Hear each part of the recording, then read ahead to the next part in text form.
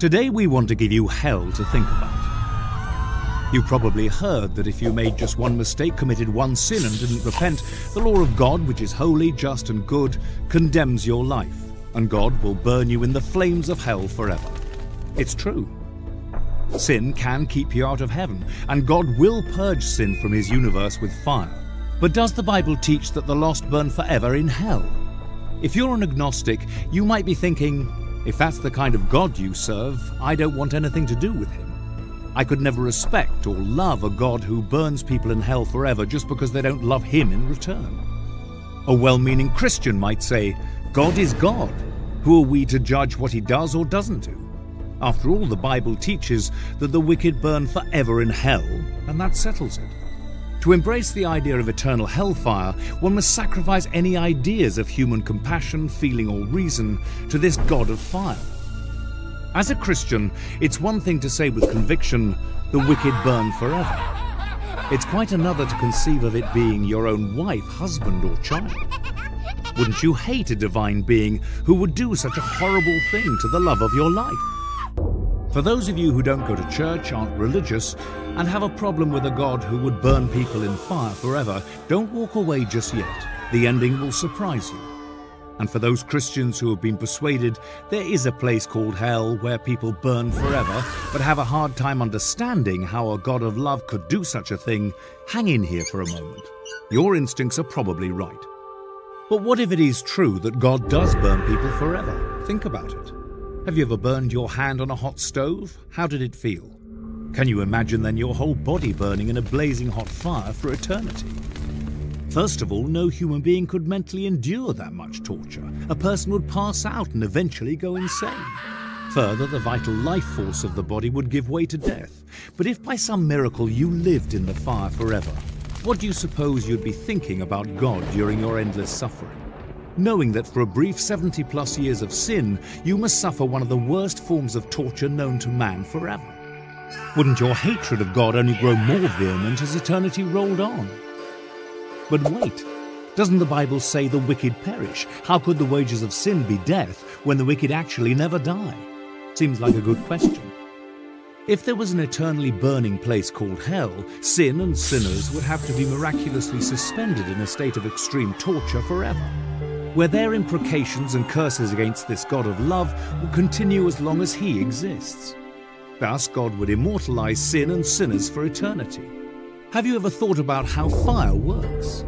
The chemical reactions in the fire are self-perpetuating. The heat of the flame itself keeps the fuel at ignition temperature, so it continues to burn as long as there is fuel and oxygen. The flame heats any surrounding fuel, in this case the wicked, so it releases gases. When the flame ignites the gases, the fire spreads.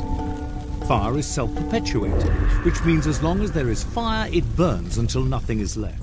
So here is the logical conclusion. In order for people to live more than a few minutes or seconds in a fiery furnace, God would have to create a miracle to keep the physical body from being consumed by the fire. Otherwise, no one could live more than a few moments in the inferno. And no human being has the vital force to withstand that kind of pain more than a few minutes. It is logical to conclude, then, if you believe in the doctrine of eternal hellfire, you must also accept the fact that God tortures people forever. Can there be any stretch of the imagination or logic where one can reconcile these two realities? That God is love, and he burns people forever. These ideas are mutually exclusive. Either God is not a God of love, in which case he might burn people forever, or he is a God of love, in which case he would never burn people forever. How many billions of people have gone to Christless graves? Are they all doomed to suffer the wrath of God for eternity? And further, could you love or trust a God like that? A God who says, if you don't love and obey me, I will burn you forever. Could a woman ever love a husband who told her, honey, if you don't love me, I will torture you as long as you live? Wouldn't the very thought of a love for her husband be destroyed by such a statement? How then can we expect people to love God with this same sentiment ringing in their ears? If you don't love and obey me, I will torture you forever. When challenged on this point, however, many Christians say, who are we to tell God what he can and cannot do? He is God, and he has a right to do whatever he wants. But according to the Bible, he would never do anything that wasn't just and righteous. The very character of God is maligned when we say he burns people forever. And that is exactly what the dark side wants. Another question. Would justice be served by burning a human for eternity in the flames of fire for the bad things they did in this life? Note God's comment on the subject. This is what the Lord Almighty said. Administer true justice and show mercy and compassion to one another. And Moses said, for all his ways are justice, a God of truth and without injustice. Job said, he is excellent in power, in judgment, and abundant in justice. He does not oppress. God's own testimony of himself is that he only acts in a just way. And shouldn't the punishment fit the crime? Even a godless secular society understands this obvious fact. If a shoplifter steals lipstick and a person kills someone, shouldn't the punishment be different? How just then is it to say, any human who even commits one sin and does not repent will burn forever? There's a fascinating passage in Malachi that says, the wicked will be ashes under the soles of our feet. It is literally true. When fire reduces a substance to its final chemical state, all that is left is carbon or ash. The earth is recreated after the fire does its cleansing work, and the wicked will literally be reduced to carbon. You know, just like when someone is cremated, and all that is left of what was once a real living person is a small box of ashes. But what about the eternal hellfire spoken of in the Bible? The answer is simple. Jude said that the destruction of Sodom and Gomorrah by fire and brimstone are, quote, set forth as an example, suffering the vengeance of eternal fire. Peter said, God turned the cities of Sodom and Gomorrah into ashes, condemned them to destruction, making them an example to those who afterward would live ungodly.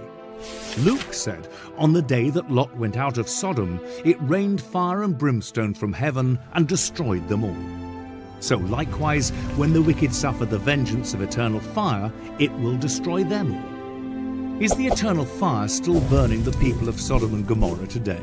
Obviously not. What then is meant by Jude when he said, the people of Sodom and Gomorrah suffered the vengeance of eternal fire? Simply understood, the expression eternal fire means that the results of the fire are eternal, that the lost perish in the fire, never to exist again. Eternal death by fire, fire that destroys forever. One of Jesus' disciples said, Jesus, show us the Father. Jesus replied, Philip, haven't I been with you all this time, and you don't know the Father? He who has seen me has seen the Father. Jesus prayed that his Father would forgive those who were crucifying him. Jesus said, love your enemies, be kind to those who despitefully use you. In all of Christ's life, did he ever manifest a spirit that would warrant the idea that he would burn people forever who didn't love him? Why then would his Father in heaven do anything different? God is the same yesterday, today, and forever. If we could learn but one thing from the life of Jesus and what his life tells us about his Father in heaven, it is this: God is love. This is good news. God is love, which means there is no eternal torment for the lost, but a cleansing of the universe from the curse of sin. That, my friend, is the truth on hell.